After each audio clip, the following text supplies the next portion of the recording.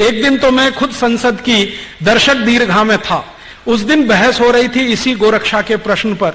मैं गया था कि आज देखें सांसद कौन किस समर्थन में है, कौन किस पक्ष में है। सारे सांसद एक बाजू में स्वर से बोल रहे हैं कि गोरक्षा होनी चाहिए। मुस्लिम सांसद जीएम बनात वाला ने कहा कि अगर बिल पास होता है तो पहला वोट मेरा। उनके साथ दूसरे मुस्लिम सांसद खड़े हो गए, हमारी आपत्ति नहीं है, आप कानून बनाइए।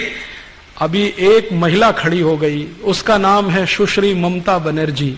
उसने कहा गाय का मांस खाना मेरा मौलिक अधिकार है, उसका क्या होगा। गाय का मांस खाना मेरा मौलिक अधिकार है, उसका क्या होगा। और ममता बनर्जी ने सुप्रीम कोर्ट के एक डिसीजन को कोट करके बोलना शुरू किया कि कोई कसाई गाय का कत्ल करता है, ये उसका मौलिक अधिकार है, उसका क्या होगा। ये सुप्रीम कोर्ट का जजमेंट। तो मामला कहां बिल्कुल होते होते फिर फिसल गए। ममता दीदी, हम नहीं भूले हैं कि वाजपेयी जी की सरकार थी और गोहत्या बंद करने के मुहिम में पूरा सदन एक था।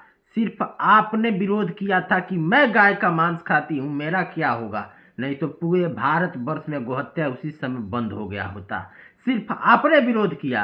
आप हिंदू होकर के गाय का मांस खाती हैं और किस मुंह से आप अपने आप को हिंदू कहती हैं। आप हिंदू नहीं हैं। आप हिंदू का चोला पहन के बंगालियों को मूर्ख बनाने का काम की हैं। आपके नस नस में मुगलों का खून दौड़ रहा है। क्योंकि ममता दीदी, हम नहीं भूले हैं कि बंगाल में किस तरीके से आप रोहिंग्या घुसपैठियों को पनाह देकर उनको बसा करके बंगाली हिंदुओं को प्रताड़ित करवाई है। ये हम नहीं भूले हैं। किस तरीके से बंगाल के लोगों की मां बहन बेटियों की हत्या, उनके साथ लूट दुर्व्यवहार और उनका बलात्कार हुआ है घुसपैठियों के द्वारा। ये हम नहीं भूले हैं ममता दीदी। किस तरीके से हिंदुओं का कत्लेआम हुआ है बंगाल में, ये हम नहीं भूले हैं दीदी।